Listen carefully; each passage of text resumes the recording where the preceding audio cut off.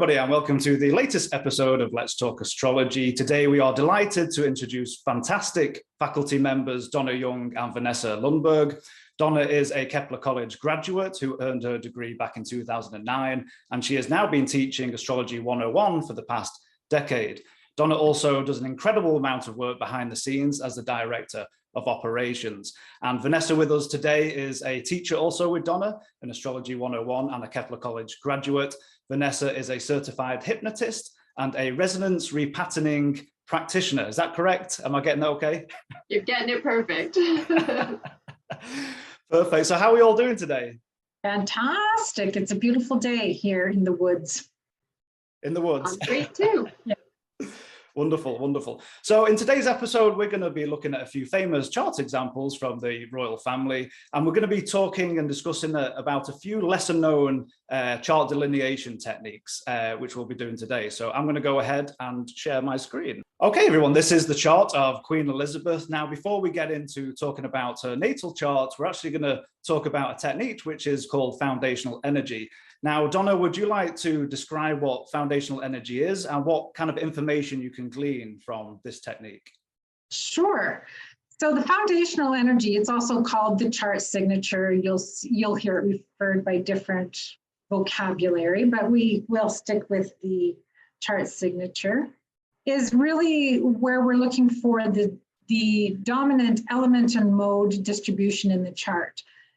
So it is quite often the case that wherever, we tend to think about where the ascendant is, where the sun is, where the moon is, and that's where you have a lot of strength in your chart. And that can be the case, but it is also often the case that your predominant element and mode distribution is something quite different from those particular points in the chart. And that signature is going to tell you an awful lot about how you operate in your life. Sometimes it actually explains a lot about why you're not relating so much to your lights or your ascendant. Yeah. Perfect. And it is quite a lesser known technique. Is it quite common among practitioners, or because I've not seen it too widely used? I think that, in the 70s, maybe it was a technique that people started to use a lot more. I don't know that it's something that's used as commonly amongst traditional astrologers, although they probably are doing the same thing in their mind, they're just not labeling it as such.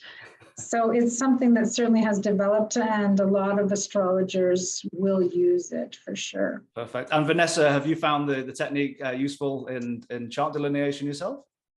I find that it gives this really incredible lens that highlights a certain life area that maybe you wouldn't be noticing as accented or emphasized when you figure out what the foundational energy is, and then go to that house in the chart. Immediately you'll see that house and that sign and whatever's going on in that house are really, really predominant in the life experience in a way that you wouldn't notice. Like to Donna's earlier point, it's not necessarily the sun, the moon, the ascendant, none of that, but it shows up as a theme. It's amazing when we're all in W101 and we're going through it with students. It's such an amazing technique, and it does, as you said, even the house placement, it shows some of those themes as well, which is an incredible tool. So looking at Queen Elizabeth's chart and what we've got here, it's a whole sign, and this is an AA rating. The great advantage with using the charts of the royal family is that the time of birth is really quite accurate. So obviously that's very important in chart delineation. So should we go through this one? Should we use this technique on this particular chart? Who wants to start? Let's do it. Let's do it. Perfect. So typically we start, it doesn't really matter where you start. We're just adding the element and mode combination. There are a few different approaches to this. Some astrologers will assign different point values to the lights as opposed to the personal planets, as opposed to the outer planets. When we're teaching the W101 class, we just like to keep it simple and stick with the 10 planets, the planets and the lights. And initially, we do not count the ascendant in the midheaven, although some people do. So we just decided to pick one and stick with it, and that's the approach that we use. So in this case, we would just start by adding up let's start with, how many planets do we have in the water signs? There's 4 of them there. Yep. So we have Saturn, Venus, Uranus, and Pluto. 4. Yeah, in water. And without calculating the rest of them, that seems to be the dominant, but it looks like we've got 2 in air, 3 in fire, and 1 in earth. So this one, we've got a clear winner in terms of element. Yeah, and that's not always the case, but in this case, for sure it is. Yeah. And then we also look at modality as well. Mm-hmm. Yeah, do you want to tackle that, Vanessa? Sure, it's exactly the same thing. We go through and see how many planets are in fixed signs, how many planets are in mutable signs, how many planets are in cardinal signs. So here in Queen Elizabeth's chart, we've got Saturn in Scorpio, we've got Mars and Jupiter in Aquarius, we've got Neptune and the Moon in Leo, and we've got the Sun in Taurus. So 1, 2, 3, 4, 5, 6. I think we've got a clear winner there. 6 planets in fixed. But just for fun, we can keep going. We see we have Venus in Pisces and Uranus in Pisces. That's mutable energy.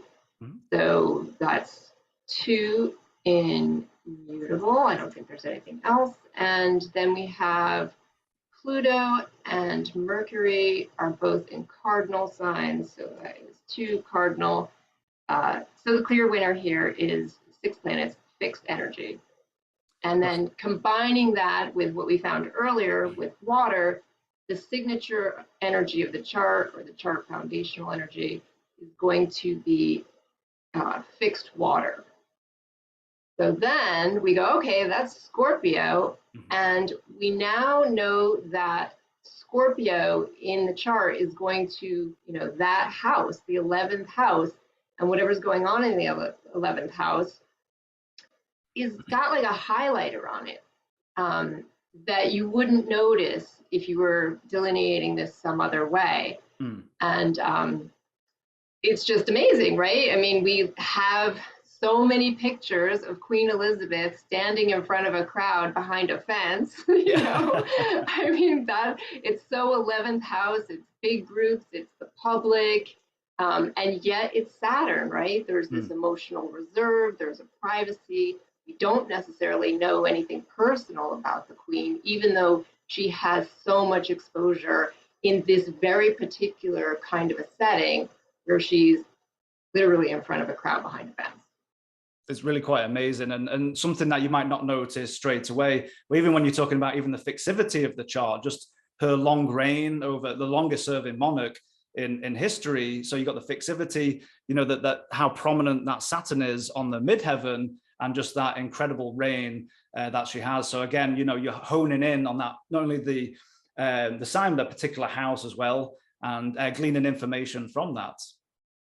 Yeah, absolutely. The way that she maintains the traditions, despite so much objection through the years. You might be more familiar with that, Callum, given where you're from. But she's also my queen. I'm from Canada, another Commonwealth country. So we have some familiarity with that. She's gone in and out of popularity, but she always manages to persevere. That's another fixed quality.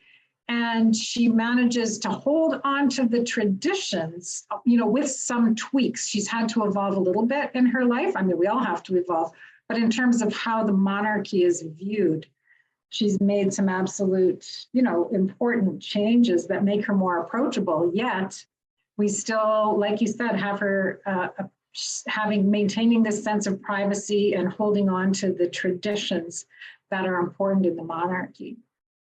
Absolutely, absolutely. And we also discussed in 101 another technique. I don't know if you guys want to discuss this, which is the Dispositor Pattern. So would one of you like to describe what that is? And again, what information can you glean from the chart that way? Donna, take it away. Sure. So the Dispositor Pattern is something that is really just a technique that allows us to follow the rulership trail. So we talk about dispositors in a very general sense. we can say, for example, that the moon is in Leo, and Leo is ruled by the sun, and so therefore the moon is disposited by the sun. And that's important practice to go through with every planet in the chart. What is the dispositor of that planet, which really means what is the planet that rules the sign that that planet is in. But if we take that a step further, we can go all the way through the chart and find out if there is any one singular planet that in the end, all of the planets report to, we could say. I like to view it kind of like an executive flow chart. Who is there one big kahuna at the back, or is there a partnership, or is it rulership by committee? So we can go through the entire chart that way and get a sense about which planets are playing an important role in the overall picture. Fantastic, fantastic. And Vanessa as well, you find this an important part of chart delineation? Absolutely. I find that when you figure out what is the big kahuna, or which, planet or planets are at the top of this dispositor tree, you get a deep understanding about what's important to the native. What are they going to prioritize? It's sort of like the brand of the chart, or how they make their final decisions about what to value, or what to I don't know, just make important, kind of where it lands at the end of the day. Mm-hmm. Yeah, absolutely. Absolutely. And in this chart, I usually like to start by trying to find a planet that is in rulership. In this chart, I don't think we have any planets that are in rulership. So if we don't have any planets that are in rulership, we know that we can't have a final dispositor. We can't have one planet that in the end, all of the other planets go through. So we might want to say that we also use traditional rulerships as well. That's right. We do use traditional rulerships, yeah, in this class. And and again, we're not saying that we don't use these outer planets. They're absolutely in the chart, and they're important. They're absolutely important. But in terms of following this particular path, we just stick with traditional rulers. Absolutely. So you can really start anywhere when you're trying to calculate this out. It doesn't matter where you begin, especially if you don't have any planets in rulership. I don't know, Callum, if you want to draw this out, but we can, or link the planets together on the chart as we go through, but we can start somewhere, like we can start at the moon. So like we used in our previous example. So we know that the moon is in Leo, which is ruled by the sun. And the sun is in Taurus, which is ruled by Venus. Venus is in Pisces, which traditionally is ruled by Jupiter. Jupiter is in Aquarius, which traditionally is ruled by Saturn, and Saturn is in Scorpio, traditionally that is ruled by Mars. Obviously, in this case, if you were using modern rulers, you might have a different outcome. You might not. We would have to wait and see. Now, in this case, we've got a special case in this particular chart. Does one of you want to speak about that? Well, we have a mutual reception here. So for our audience who may be not familiar with the term mutual reception, how would you explain that to either someone who's just starting out or just studying for a while? A mutual reception is when you have two planets which are each located in each other's sign, or the sign that the other planet rules. And so in this chart example, we have Saturn is in Scorpio, which is ruled by Mars, and we have Mars in Aquarius, which is traditionally ruled by Saturn. And so in effect, these two planets are hosting each other, and they feel a responsibility for each other. And so they are going to be working together in a special way in the life of the native. Perfect. Absolutely. Yep. Sorry. Yeah. And so often we can have a mutual reception and other things going on in the chart. We can have a planet in rulership and a mutual reception, or we can have a loop and a mutual reception. But in the case of this chart, if we follow all of the planets all the way through, because we've already looked at all of the signs, except for Pluto, that's in Cancer, ruled by the moon. And if we follow that thread all the way through, then we can see that all of the planets in this chart are in fact pointing to this mutual reception. So these two planets, Saturn and Mars, are the two planets that are, if we were going back to an organizational flow chart, the two at the head of this organization that we'll call the Queen. So not only a mutual reception is important, but especially in this particular case where it all comes down to the mutual reception between those two. Absolutely. And some people might ask as well, does mutual receptions have to have a platonic aspect, or does it matter?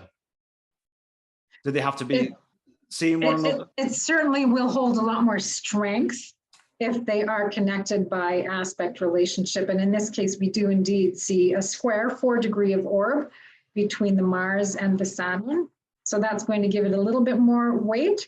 But even without that aspect relationship, I would still consider it important. It's just increased in importance because of that relationship. Absolutely. And these are just some of the techniques and things we'll be talking about if everyone joins W101 and we go through this week by week. And then by the end, you build all these techniques together. So if there's people out there thinking, I have no idea what you're talking about, that's why you need to join W101 and you build these skills. Sorry, Vanessa. Oh, no, I was just going to say, we can see the importance of this mutual reception in Queen Elizabeth's life, though, because, again, we have the 11th house of groups and the public highlighted, and we have the 2nd house of resources and income highlighted. Her money comes from the people, and, what does she do with her money? She goes out and she meets the people, with their support. And there is this real mutual respect, mutual sort of agreement, a relationship between the Queen and the support of the people, and her role, her midheaven is there as well. And it's, so you can see how that's a back and forth, it's a give and a take on both sides that dominates Queen Elizabeth's experience, her role as the Queen.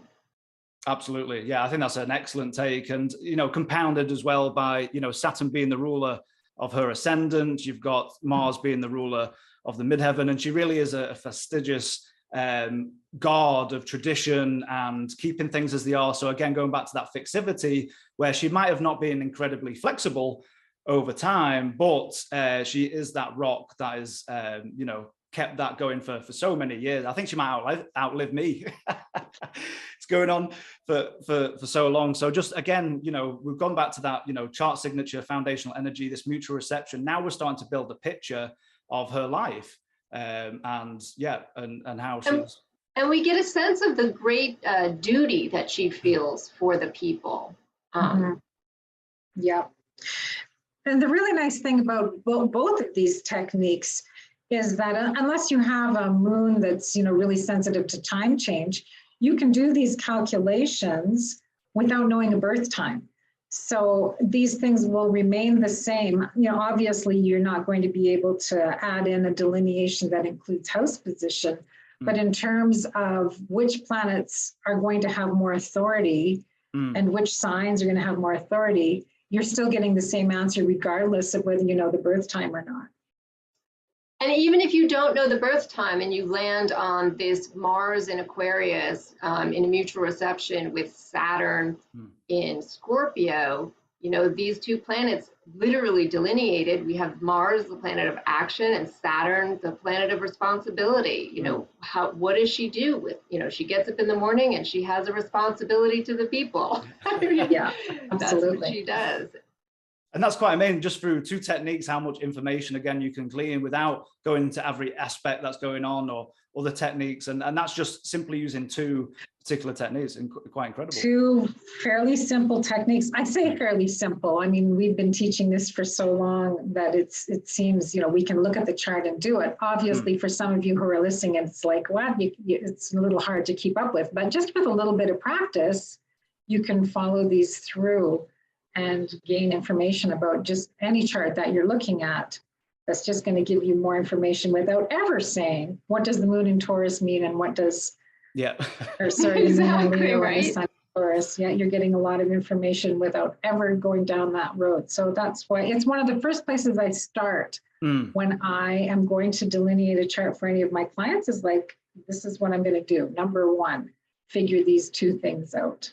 Absolutely. And for anybody watching who hasn't come across this technique before, it's very, useful. Do it on your own chart. Have a look, calculate the modality. So, the cardinal fixed, mutable, then tally up your elements and just see if there's a clear winner, or if there's in this particular chart, we do have a clear winner. But that brings us on to our next chart, because we've got more of a tie going on. So let's go into the next chart to pull up here.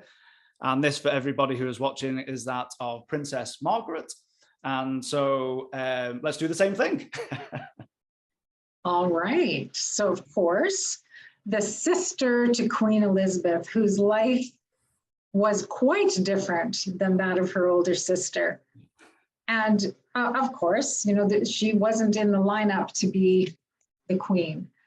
So she wasn't groomed in the same way that Princess Elizabeth was, but yet she was born in the same family. So we would expect to see some similarities. But if we go through this exercise, we're going to find something quite different. So in this case, we can see in her chart that there is, from an elemental perspective, without even adding things up, we can see, sorry, my mind was going to the mode. From the perspective of the mode, we've got a whole bunch of planets in the cardinal signs. So we've got the moon, Pluto, Jupiter in Cancer, cardinal, Uranus in Aries, Venus in Libra, and Saturn in Capricorn. So we've got 6 planets in Capricorn. We already know that that's going to be the strength of that chart in terms of the mode that it's in. So for mode, we're good. It's cardinal, yep. Yeah, for sure. So, we can see her, if we think about all of the cardinal words that are connected there, of course, she is somebody that is going to be a bit of a go-getter and is going to be, taking over a lot of projects. And we can see.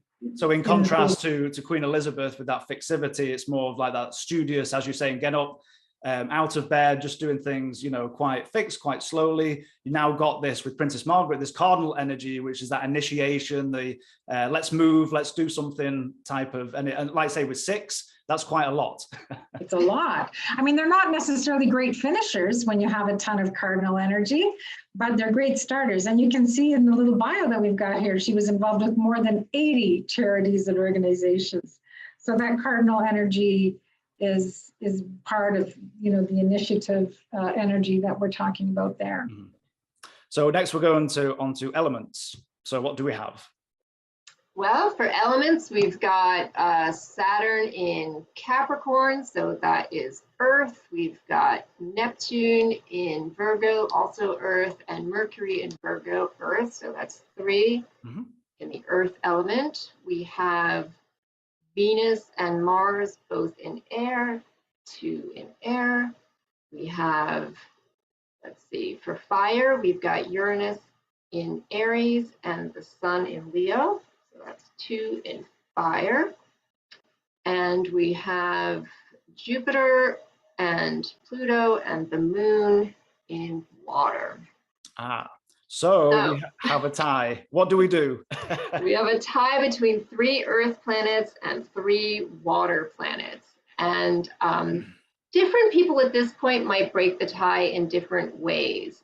So in 101, and as Donna was saying, you just have to pick something and kind of decide to use it. Our next step would be to add 1 point to the ascendant and 1 point to the midheaven. And so if we use that technique, we end up with 1 more fire, which doesn't break the tie, and 1 more earth, adding a point to the midheaven, which is cardinal earth. So that gives us 4 earth points. And obviously we have cardinal, which we figured out earlier. And so we would land on a signature that is cardinal earth. We would look at that house in the chart and we would see it's the 10th house. And, what do we see there? We see Saturn in rulership in Capricorn retrograde. So there's this idea of the responsibility and the role and the tradition and how important that visibility is going to be so close to the midheaven there. In Princess Margaret's life, that Saturn's retrograde. And so what is it about maybe being more reluctant to shoulder that tradition or to shoulder the, expected responsibilities of having such a visible traditional role as a member of the royal family? Another way you might break the tie might be to add 1 point to each of the lights. So in that case, we would give 1 extra point to the sun in Leo, giving us an extra fire again, not breaking the tie. Or we could, then we could give 1 extra point to the moon, and that gives us 4 points in water. So we would end up with a foundational energy of cardinal water. That brings us down to the 4th house of home, family, roots, lineage, and all of that. And what do we see? We've got an exalted Jupiter in Cancer, an esteemed family, a large family, a very respected family. We've got Pluto, a powerful family. It's in, and we have the moon in rulership in Cancer. So again, there's this sense of a very powerful, respected, kind of a family, with that generational planet there. There's a bigger cultural impact to what's going on in the family life. And so if we put the highlight of the foundational energy or the chart signature over that 4th house, immediately we see this theme in Princess Margaret's life of having to deal with these emotional strings, or, just what it means to be a part of that tribe, if you want to bring in Cancer kinds of family words.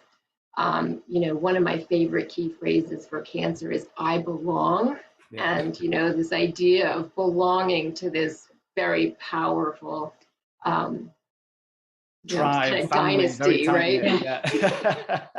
But that also goes to another point as well. So if you're getting to the point where you're having to break a tie, and even if one wins out, it's not in the case to discredit or ignore the other side, because you've just made 2 very important points of the native's life in this point, with the 10th house, the cardinal earth, and also the cardinal water as well, and gleaned information from that. Absolutely. I think it's a fascinating technique that people maybe don't use. And I'm in Donna's camp. I go to it straight away when I'm looking at a chart to see, what is going to stand out. Maybe next you would go to the Dispositor Pattern. I don't know, Donna, do you want to? Yeah, I want to add something here before we move along. I'm not like a real royal family junkie, but I've watched more than a few of the movies, I'll admit. And as I understand it, Princess Margaret actually really felt that she was the better person for the job in terms of who should step into the role as the successor. And Queen Elizabeth, I think, in her personality, she would have been happy to go along with that. That's actually a really good point, because there's a story of when they were little where they obviously were role playing and stuff like that.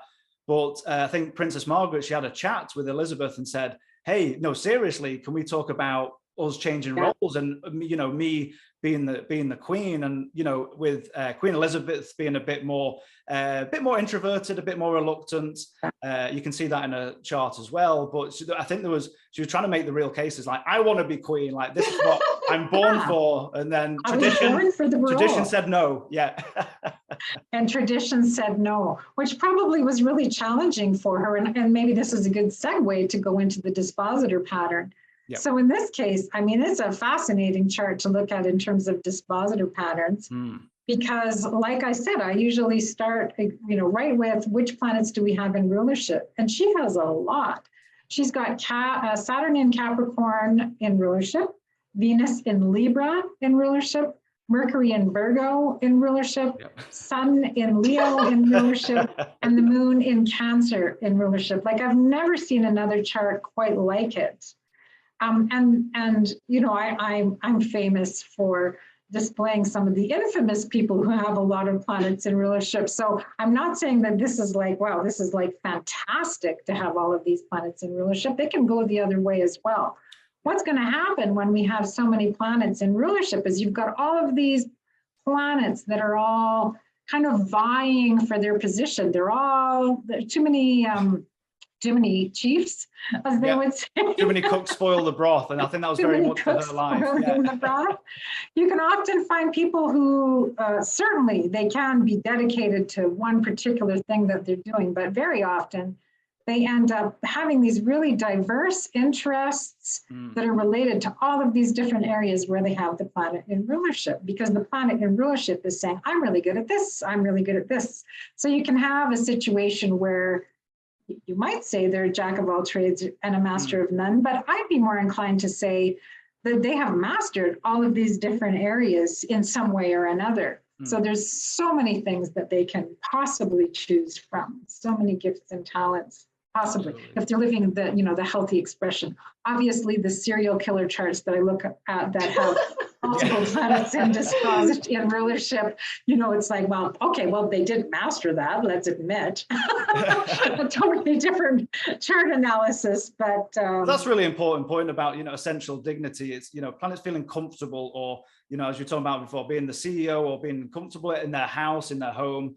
Essentially, but again, it's not always skilled versus unskilled, and this is something we reiterate in W101, where on the flip side, we tell students, don't worry if you've got a particular planet that's in detriment or fall. It might take a process of acclimation or things like that. There might be issues with it, but I think people tend to panic when they see their own chart and it's full of falls and different issues, and we go deeper into that as we go through the weeks. And remembering that it's just one step in the delineation. So this on its own isn't going to give you a chart interpretation. And even if you are, doing an evaluation of all of the aspect configurations, we're not necessarily able to evaluate just from looking at a chart whether the expression is manifesting in a healthy or an unhealthy way. In Princess Margaret's chart, I think that she had her share of unhealthy patterns as well as healthy ones, because she eventually figured out her role. I guess maybe that's a way of saying it. She definitely had quite a turbulent life with relationships, had issues with, and you can see that in the chart. We've got Saturn, Venus, connection with Uranus and Jupiter and all these things. But that's with even now getting into the aspects and getting deeper. We're just gleaning information just through the foundational and the chart energy, and also the the dispositor patterns and the essential dignities as well. Yeah, absolutely. She certainly, from the movies that I've seen, did have a way. We could see that she had the Venusian charm and she had the mercurial ability to communicate well, and she was the party girl. The sun in Leo was not afraid to show itself, and when we combined all of those things, she actually was of great service to the Queen and the royal family, and I would say England, in terms of how she was able to bring all of those pieces together at the aid of the country in terms of doing negotiations and whatnot. I think she traveled to the United States, negotiated with the president, because we were in troubled times, I think, at that point. Yeah. I wasn't alive, but I hear about it. Yeah. Nor was I. Yeah. Okay, perfect. So I'm going to pull up one more chart, and in 101 we do labs as well. So do you guys want to explain a bit about that if anyone wants to register for 101 this fall? Donna, take it away. Yeah, we're getting ready to start. I don't know how many, we've been running this certificate program since 2012. So we're in our decade anniversary of the certificate program, but W101 will be starting on, I think the first live class is September 18th. And we will be, welcoming a whole new group of students that are looking at really developing their skills and, working towards certification, whether they want to become professional astrologers or if they just want to really step into their understanding of astrology a lot deeper. It's a 10-week class that goes for 2 hours every Sunday morning. And And I'm going to be putting the link in the description below, and we'll also have pop-ups as you're watching this video. If you guys watching would like to check that out and see and look to register. Yeah, it's always a lot of fun. There's always a diverse group of students that come in, some who are just dipping their toe into the waters, and other people who have been studying and perhaps even practicing for many years, but who just want to fill in some gaps in their practice. And so we invite all levels to come in if they want to check that out. And if you're not sure whether it's right for you, we do have a little quiz on the website as well that can tell you where you fit. We'll put that in the link in the description below, so you can take this quiz and see where you are in your astrological journey, and it will give you, recommendations for what class you might want to look at and start with. And again, just to reiterate, we do in the 10-week, we also have labs with the students where we just go through chart and chart. So I'm going to use this one quickly because we'll be running out of time soon. So we'll do this one quickly. But what I do personally with the students is, which I find is a lot of fun, is we pull up a chart and we talk about it. We go through all these different techniques that we've talked about today. So the foundational energy, dispositor patterns, and we go through a whole host of other techniques too. And then at the end of it, we reveal who this person is. And I always find that's a lot of fun. So do we want to quickly do the same 2 techniques with this particular chart? Sure. Okay. All right, I'll start with, what am I looking at here? We've got 4 planets in air signs: Jupiter, Venus, Pluto, and Saturn in air signs. And I'm sorry, this is Placidus as well, not whole sign. I forgot to change it. My fault. Oh, I don't think that'll make any difference. That's the other beauty of this technique. Doesn't matter which house system you're using. We have got we've got Mercury, the Moon, and Neptune in fire. Just Cancer in the water sign, and Mars and Uranus in Earth. So we clearly end up with an air winner. Fantastic.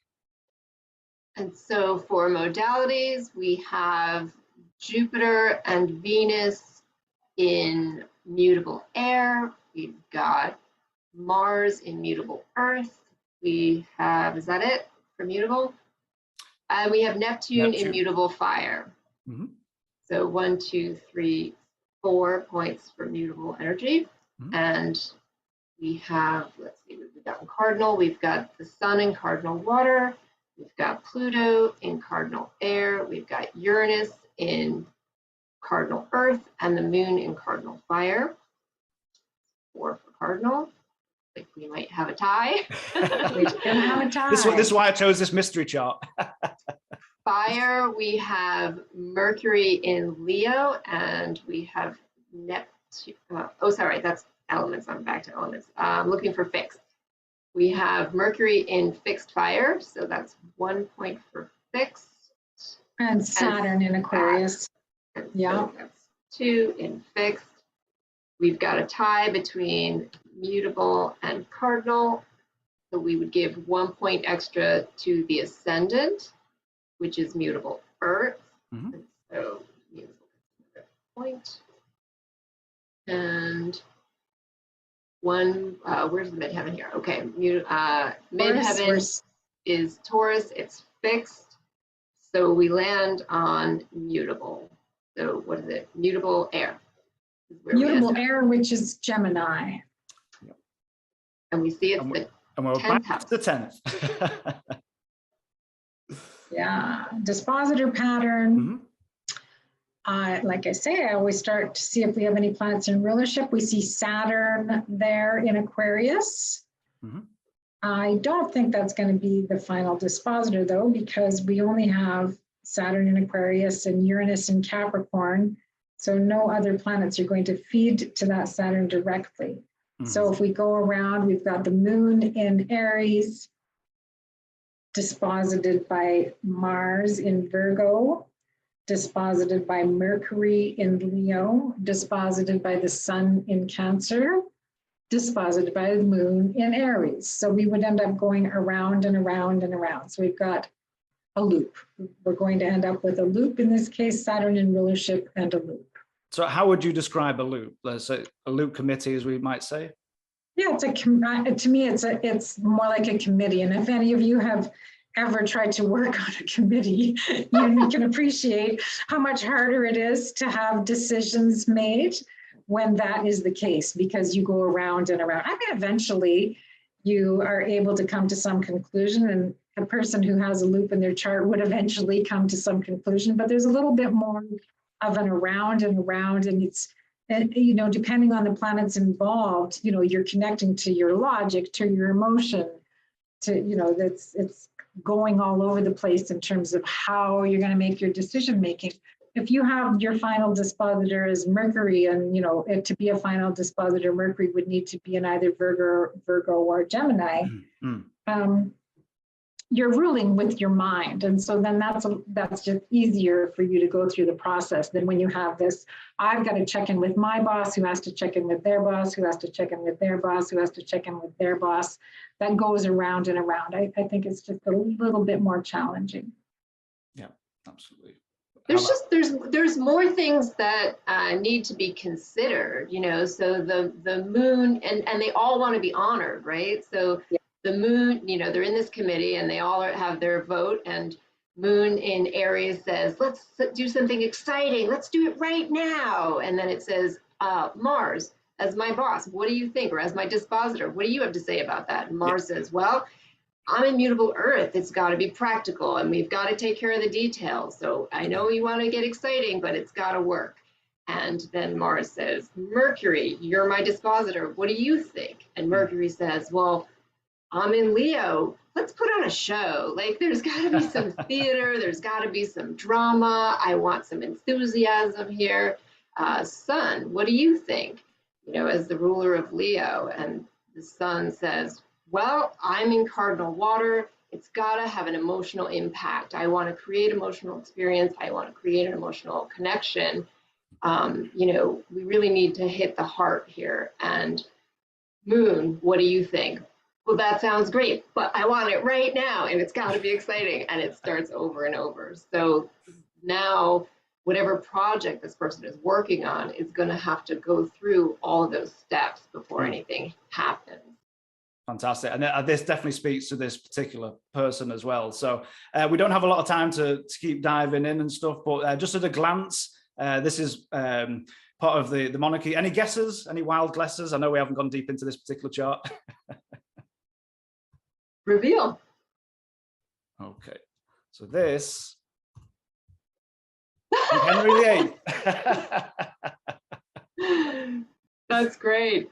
See, a lot of people with the charts, because you can follow the slower moving planets. So, you know, Pluto, Uranus, just to see, you know, what time frame we're looking at. But yeah, certainly a famous figure, volatile figure. I know certainly when he was young, he was, I think, very, you know, charismatic, very charming. You know, we go back to that elevated Venus, you know, that mercurial, mutable air energy that he had as well to speak. But obviously it went a bit downhill after youth, and it was a little bit different. Actually, this goes so far back. We was actually using the Gregorian calendar, and I always find this is an interesting tidbit with this chart, is because his midheaven is at 28 Taurus.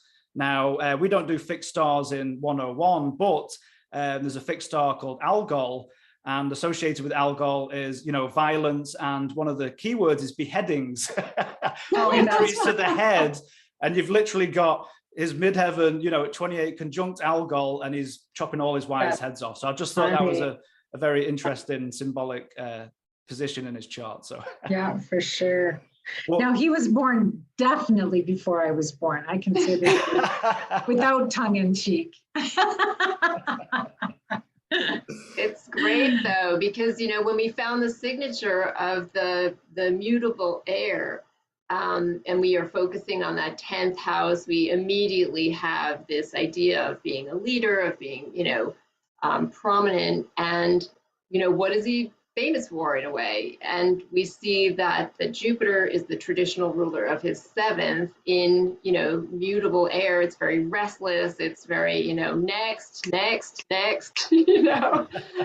So, and that's what he's famous for, right? We've Absolutely. got Venus and not only that, I mean, even go back to essential dignity. So Jupiter being in detriment in mutable air, you know, that even that sense of overdoing things. So, I mean, he was young and fit, and then eventually, I don't know if he had an injury or something like that, but he overdid everything. He overate. He just, everything was to excess, sex, everything was just on the cards for him. And so again, you just, again, building up these stories and these patterns just by using these fairly simple techniques.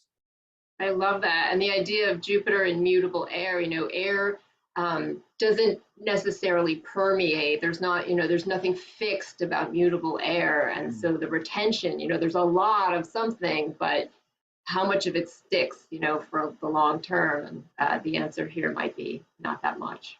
Yeah, absolutely. Great. So, yeah, if you guys are enjoying this is what we do. Like, we have labs, and then we go through charts, and we have great conversations. And we're also talking about having a separate lab for non-Kepler students, which we'll probably announce on social media. So if you want to follow our Facebook, Instagram, Twitter, definitely watch out for an announcement. I don't know if Donna, Vanessa, you want to maybe speak more about that? Yeah, for sure. It came out of just even one of the workshops, or the Astro Trivia game that we had, that there were so many people who were playing that game that when they heard that our Kepler students were able to participate in these weekly chart practices, they wanted to join in too, but it's just for Kepler students. So we thought that we would open something up at a more beginner level, because the Kepler student one gets into more advanced techniques for the general community. So if anybody wants to practice these really fundamental techniques, again, you know, it's not going to be teaching. We're not going to teach you anything. But if you wanted to jump in and have yourself questioned about what you're seeing in these charts, then for sure, we're looking at leading those on a weekly basis, not all three of us at once probably, but in turns, and we hope to see some of you there. Absolutely. So again, just to reiterate, we're going to leave the link in the description below for the registration, and then we'll have pop-ups too. And I want to thank you both so much. I'll be seeing you in 101. I am the water boy for Donna and Vanessa, and I very much look forward to joining you again. You are so much more than that. We can't do without you. Yeah, for sure. Well, again, thank you both so much, and thank you very much, and have a wonderful rest of your day. And thank you so much. It's a lot of fun.